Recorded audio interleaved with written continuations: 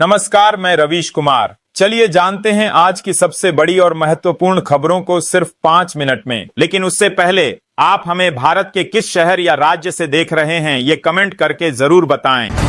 पंचायती राज मंत्री ओम प्रकाश राजभर ने बहराइच में सद्भावना लान का शिलान्यास किया और जन जागरूकता महासम्मेलन को संबोधित किया।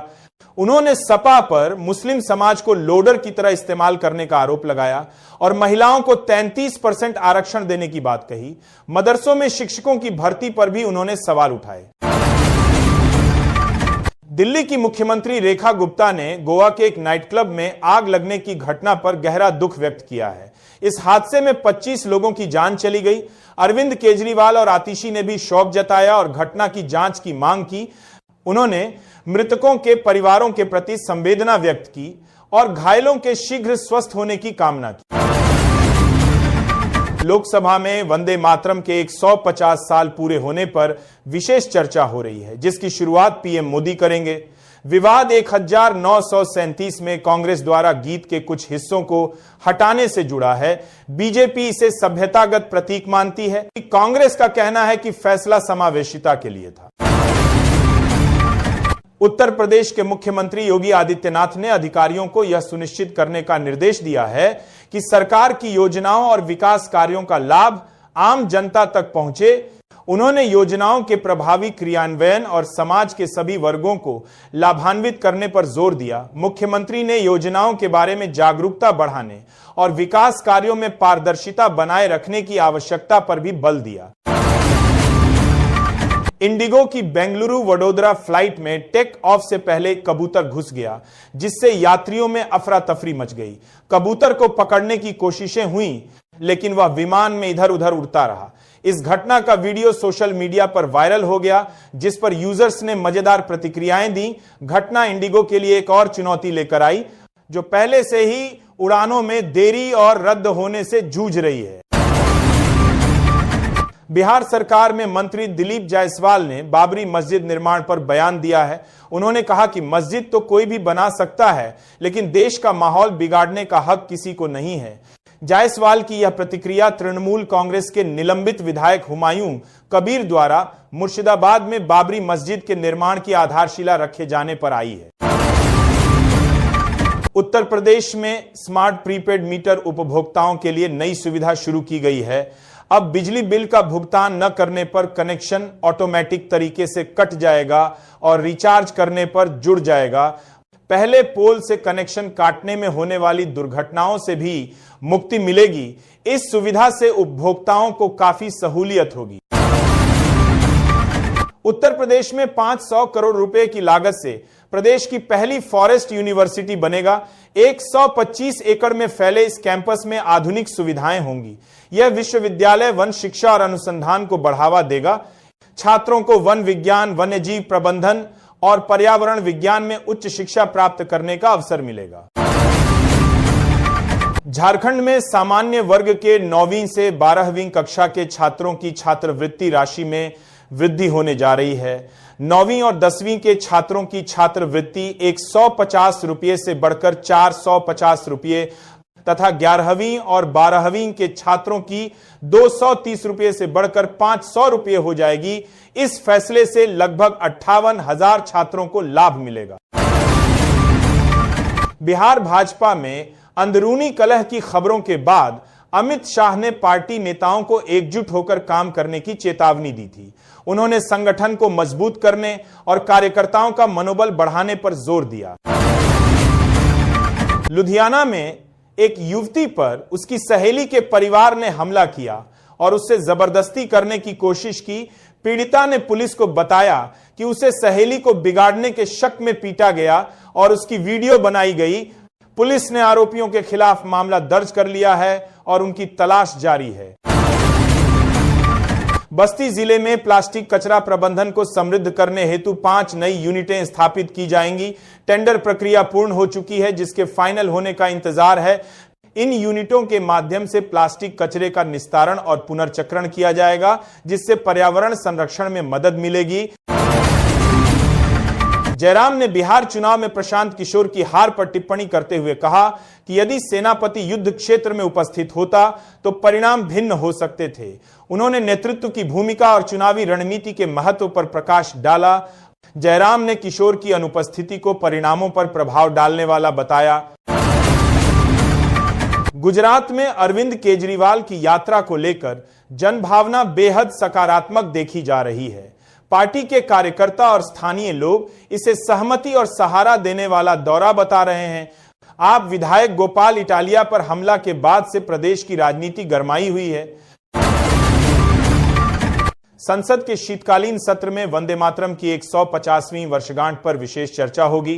प्रधानमंत्री मोदी लोकसभा में बहस की शुरुआत करेंगे, जबकि गृह मंत्री अमित शाह राज्यसभा में चर्चा शुरू कर सकते हैं। कांग्रेस के 8 नेता भी इस चर्चा में भाग लेंगे।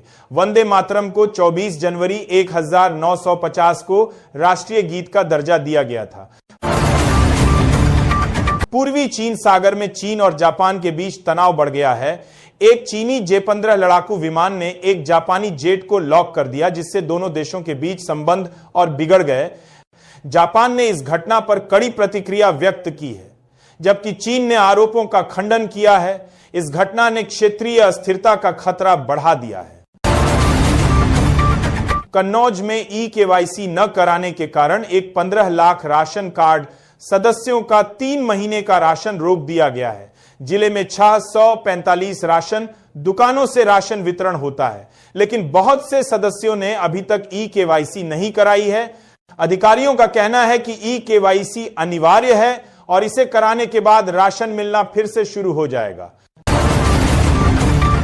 दिसंबर 2025 में पैन आधार लिंकिंग और ITR फाइलिंग सहित कई महत्वपूर्ण कार्यों की समय सीमा समाप्त हो रही है। कर ऑडिट वाले मामलों के लिए ITR भरने की अंतिम तिथि 10 दिसंबर है, जबकि एडवांस टैक्स की अंतिम तिथि 15 दिसंबर है। 31 दिसंबर तक बिलेटेड ITR फाइल किया जा सकता है, लेकिन लेट फीस लगेगी। उत्तर प्रदेश सरकार राज्य में सड़कों की हालत सुधारने के लिए 1 अरब 13 करोड़ रुपए की लागत से 17 सड़कों की मरम्मत करेगी। इस परियोजना का उद्देश्य जर्जर सड़कों को ठीक करना और आवागमन को सुगम बनाना है। मरम्मत कार्य में सड़कों की सतह को ठीक करना और गड्ढों को भरना शामिल है।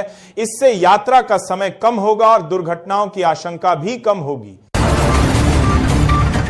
अब पैन कार्ड को नए PVC फॉर्मेट में घर बैठे मंगवाना आसान है। इनकम टैक्स डिपार्टमेंट की वेबसाइट पर जाकर रिप्रिंट पैन ऑप्शन चुनें, अपनी जानकारी भरें और 50 का भुगतान करें। PVC पैन कार्ड 10-15 दिनों में आपके घर पहुंच जाएगा। यह कार्ड सुरक्षित और लंबे समय तक चलने वाला है। मुख्यमंत्री योगी आदित्यनाथ ने अलीगढ़ और मुजफ्फरनगर में फर्जी वोटरों की आशंका जताई है। उन्होंने मतदाता सूची को त्रुटिहीन बनाने के लिए 11 दिसंबर तक विशेष अभियान चलाने के निर्देश दिए। योगी ने कहा कि अपात्र मतदाताओं के नाम सूची से हटाए जाएं और पार्टी पदाधिकारी SIR अभियान को प्राथमिकता दें, क्योंकि पारदर्शी मतदाता सूची लोकतंत्र का आधार है। ओडिशा सरकार एक 5 लाख रूफटॉप सोलर यूनिट स्थापित करेगी, जिससे 8 लाख लोगों को लाभ होगा। यह पहल राज्य में नवीकरणीय ऊर्जा को बढ़ावा देगी और लोगों को अपनी बिजली खुद पैदा करने में सक्षम बनाएगी। इससे राज्य के ऊर्जा उत्पादन में वृद्धि होगी और पर्यावरण संरक्षण में भी मदद मिलेगी। चंदौसी में अतिक्रमण हटाओ अभियान। व्यापारियों के विरोध के बाद 2 दिनों के लिए रोक दिया गया है। व्यापारियों ने SDM को ज्ञापन देकर बिना सूचना कार्रवाई करने का आरोप लगाया, जिससे व्यापार प्रभावित हुआ। व्यापारियों ने अतिक्रमण का चिन्हांकन करने और तैयारी का समय देने की मांग की है। SDM ने अधिशासी अधिकारी को कार्रवाई के निर्देश दिए हैं। बिहार के अस्पतालों में डॉक्टरों और नर्सों की कमी को देखते हुए राज्य सरकार ने खाली पदों को भरने की तैयारी तेज कर दी है। स्वास्थ्य विभाग ने नई बहाली की प्रक्रिया शुरू कर दी है, जिससे राज्य की स्वास्थ्य सेवाओं में सुधार होने की उम्मीद है और मरीजों को बेहतर इलाज मिल सकेगा। सोनीपत में बिजली चोरी रोकने के अभियान में पिछले 3 सालों में कमी आई है। रेड की संख्या में 55% की गिरावट आई है, जिससे चोरी पकड़ने और जुर्माना वसूलने में निगम को अपेक्षित सफलता नहीं मिली। चुनावों के कारण रेड अभियान धीमा हो गया, निगम का कहना है कि स्मार्ट मीटर लगने के बाद बिजली चोरी को नियंत्रित करने में मदद मिलेगी। मुख्यमंत्री योगी आदित्यनाथ रविवार को अलीगढ़ में मंडल के जनप्रतिनिधियों के साथ विकास कार्यों की समीक्षा बैठक करेंगे। इस बैठक में अलीगढ़ समेत हाथरस, कासगंज और एटा जिलों के विकास कार्यों और जन समस्याओं पर चर्चा होगी। मुख्यमंत्री बरौली विधायक जयवीर सिंह के बेटे के तिलक समारोह में भी शामिल होंगे, जिसमें कई मंत्री और पदाधिकारी मौजूद रहेंगे। हरियाणा के मुख्यमंत्री नायब सिंह सैनी ने बजट घोषणाओं को समय पर पूरा करने के लिए अधिकारियों को सख्त निर्देश दिए हैं।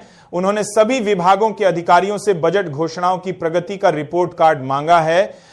मुख्यमंत्री ने विकास कार्यों में तेजी लाने के निर्देश दिए हैं और कहा है कि सरकार आम जनता को बेहतर सुविधाएं उपलब्ध कराने के लिए प्रतिबद्ध है।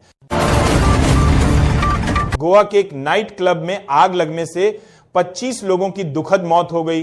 प्रारंभिक जांच में सिलेंडर विस्फोट को कारण माना जा रहा है। मुख्यमंत्री प्रमोद सावंत ने घटनास्थल का दौरा किया। राष्ट्रपति द्रौपदी मुर्मू और प्रधानमंत्री नरेंद्र मोदी ने हादसे पर गहरा शोक व्यक्त किया और पीड़ित परिवारों के प्रति संवेदना व्यक्त की है। भारतीय सेना ने सीमा पर निर्माण कार्यों में क्रांति ला दी है। पूर्वी कमान की त्रिशक्ति कोर ने सिक्किम और उसके आसपास चीन की सीमा पर पूरी तरह स्वदेशी ऑन साइट तीनड़ी कंक्रीट प्रिंटिंग तकनीक को चालू कर दिया है। इससे ऊंचाई वाले दुर्गम इलाकों में बंकर घंटों में बनकर तैयार हो जाएंगे। बंगाल की मुख्यमंत्री व तृणमूल कांग्रेस सुप्रीमो ममता बनर्जी ने शनिवार को अयोध्या में विवादित ढांचा ढहाए जाने की बरसी पर नाम लिए बिना भाजपा पर जोरदार निशाना साधते हुए कहा कि कुछ निहित स्वार्थों की सांप्रदायिक राजनीति के खिलाफ उनकी लड़ाई। प्रधानमंत्री नरेंद्र मोदी ने देशवासियों से अगले 10 वर्षों में गुलामी की मानसिकता से पूरी तरह मुक्त होने का आह्वान किया। उन्होंने तथाकथित बुद्धिजीवियों पर निशाना साधते हुए हिंदू विकास दर जैसे शब्दों के प्रयोग को सभ्यता को बदनाम करने का प्रयास बताया। मोदी ने कहा कि भारत आत्मविश्वास से भरा हुआ है। पश्चिमी विक्षोभ के कारण यूपी के मौसम में बदलाव आया है। कई जिलों में कोहरा छाने का अनुमान है, जबकि कानपुर में सबसे कम तापमान दर्ज किया गया। आने वाले दिनों में तापमान में गिरावट की संभावना है और 8 दिसंबर से मौसम और सख्त होने की उम्मीद है। बादलों के छंटने के बाद सर्द हवाएं